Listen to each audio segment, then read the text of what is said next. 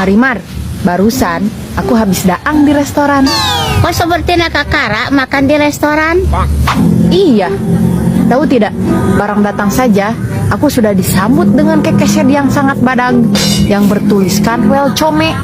Welcome itu artinya selamat datang. Tapi pas aku liwat, kekesednya tidak ngawangkong apa-apa. Sabrono, sejak kapan kekeset bisa nyungur? Itu hanya tulisan saja. Lalu makanan apa yang kau daang di sana? Aku tidak tahu yang kuhakan itu apa. Dununganku memesankan aku makanan yang terbuat dari lauk atah. Oh, yang kau daang itu namanya sushi. Oh, nama daangannya Susi. Iya. Berarti tadi dununganku salah pesan dong. Harusnya dia memesan Susan, bukan Susi. Kok Susan?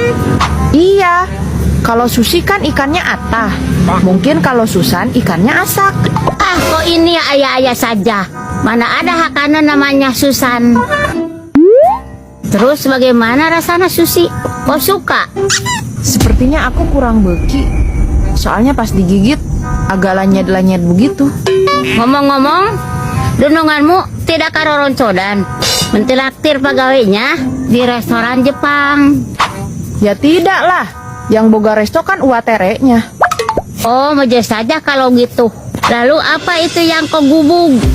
Oh ini, kejo goreng. Bukannya baru saja kau habis daang. Aku belum merasa wareg, karena yang kuhakan tadi lauk atah, bukannya kejo.